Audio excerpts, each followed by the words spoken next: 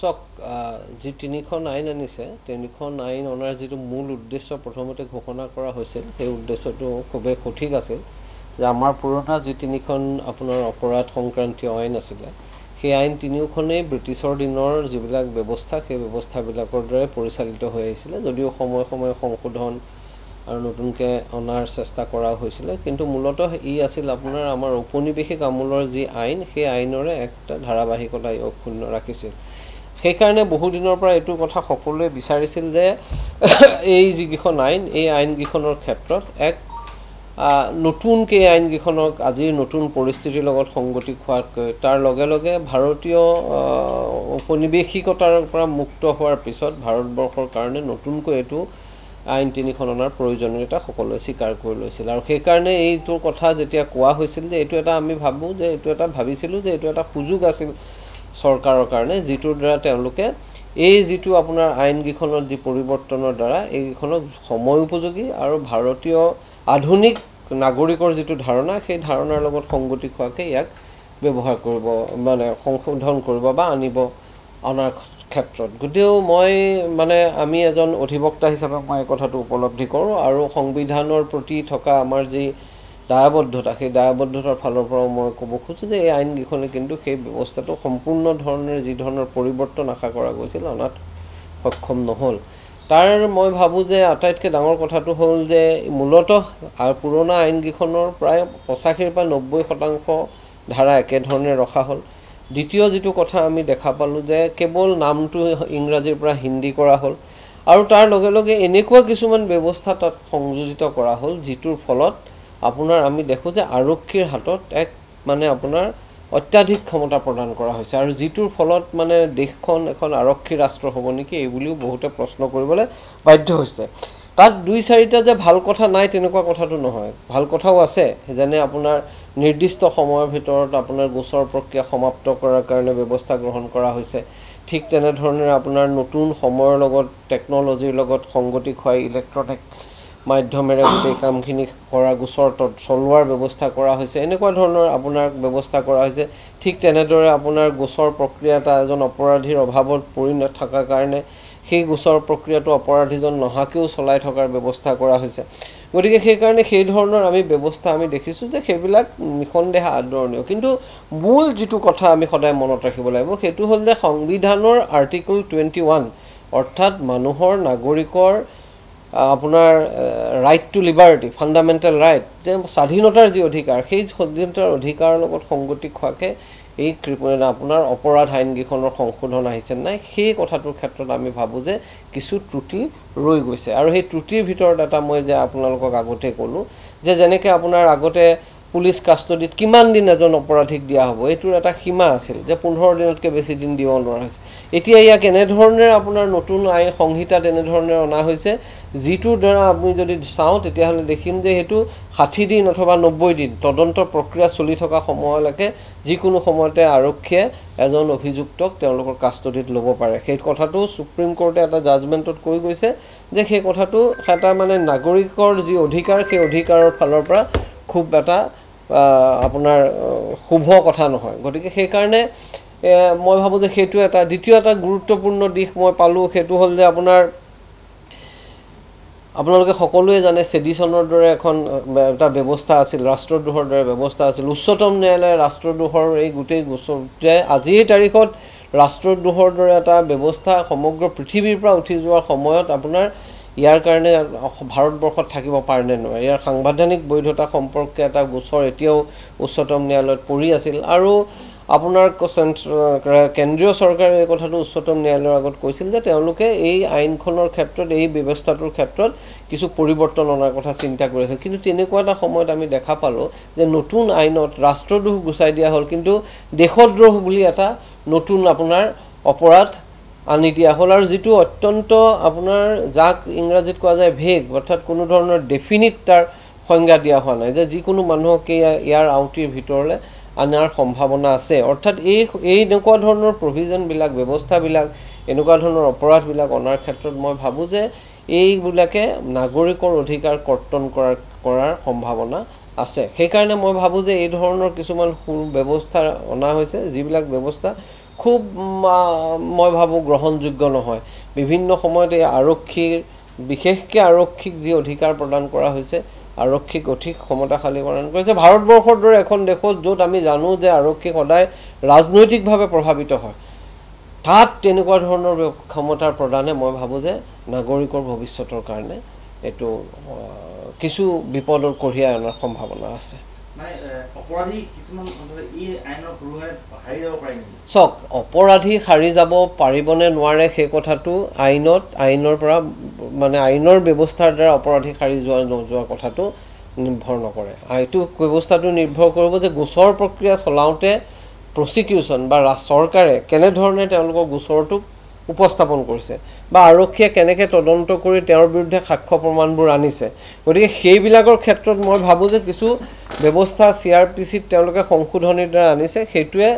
বৰঞ্চ সেইটো ব্যৱস্থা শক্তিশালী কৰিব সেইটো কোনো ধৰণৰ সন্দেহ নাই গতিকে গোচৰ প্ৰক্ৰিয়া যদি আপোনাৰ যি ধৰণেৰে চলাব লাগে তেনেকৈ যদি আৰক্ষীয়ে তদন্ত চলায় অথবা প্ৰচিকিউশ্যন বা চৰকাৰে যেতিয়া গোচৰটো ন্যায়াধীশৰ ওচৰলৈ যাব গোচৰটো প্ৰক্ৰিয়া চলোৱাৰ কাৰণে তেতিয়া যদি তেওঁলোকে তেওঁলোকৰ ধৰণৰ কথাবোৰ সাক্ষ্য প্ৰমাণৰ দ্বাৰা আনিব পাৰে তেতিয়াহ'লে এতিয়াও আপোনাৰ মানে তেনেকৈ যিটো সুৰুঙা লৈ পেলাই পলাই যোৱাৰ সম্ভাৱনা কম আছিল সুৰুঙাটো ল'ব পাৰে কিয় সুৰুঙাটো এইকাৰণে ল'ব পাৰে যে তদন্ত প্ৰক্ৰিয়াত গাফিলতি থাকে ঠিক তেনেকৈ গোচৰ প্ৰক্ৰিয়া যেনেকৈ চলাব লাগে তেনেকৈ নচলায় সেইটোৰ কাৰণেহে আপোনাৰ সুৰুঙাটো পায় গতিকে সেই সুৰুঙাবোৰ বন্ধ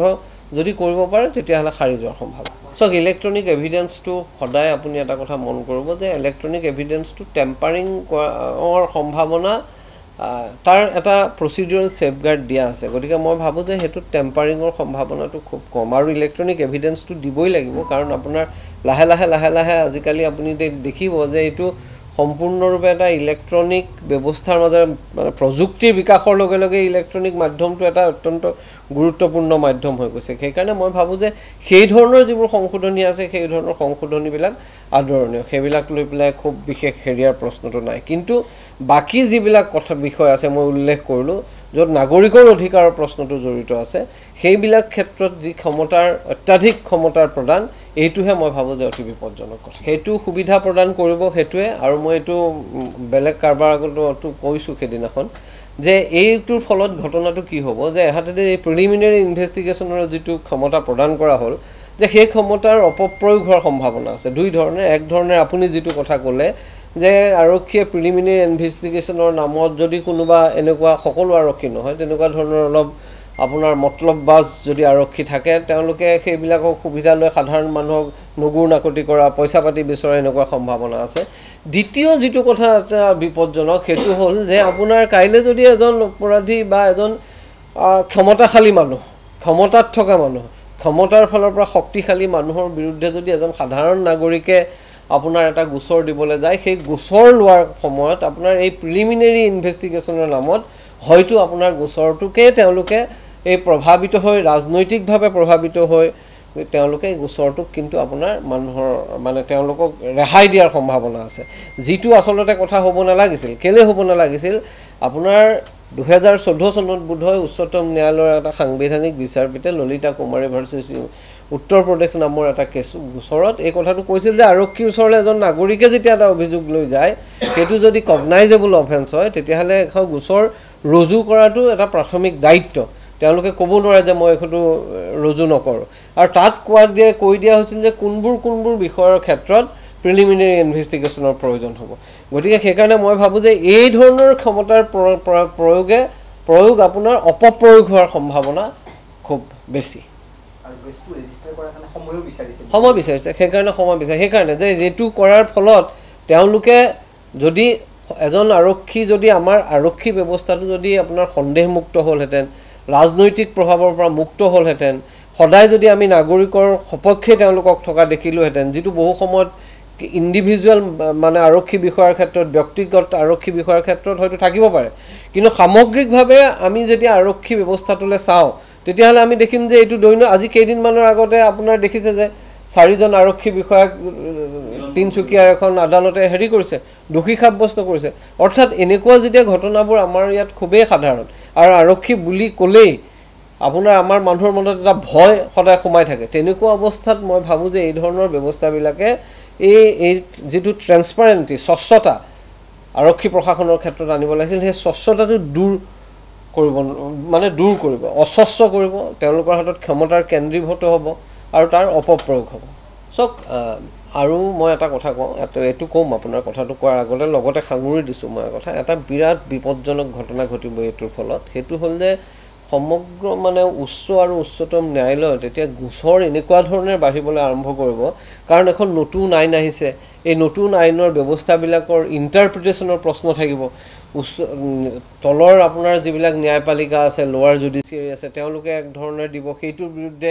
উচ্চ ন্যায়ালয়লৈ আহিব গতিকে সেইফালৰ পৰা মই ভাবোঁ যে এইটো এটা মানে আপোনাৰ যিটো কোৱা যায় ইংৰাজীত বম্বাৰ্ডমেণ্ট মানে আপোনাৰ গোচৰৰ ব্যাপক হাৰত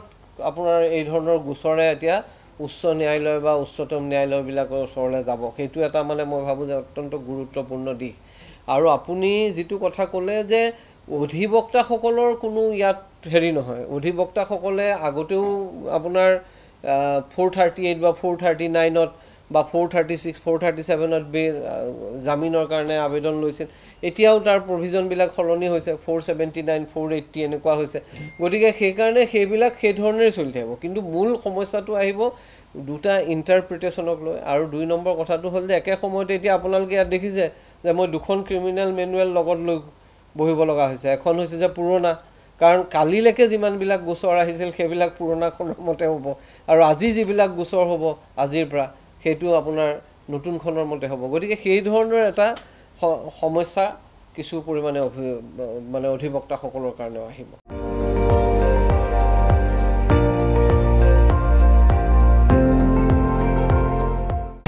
আপুনি চাই আছে ND24 সৰ্বশ্ৰেষ্ঠ নহয় সৰ্বোত্তমৰ দৌৰ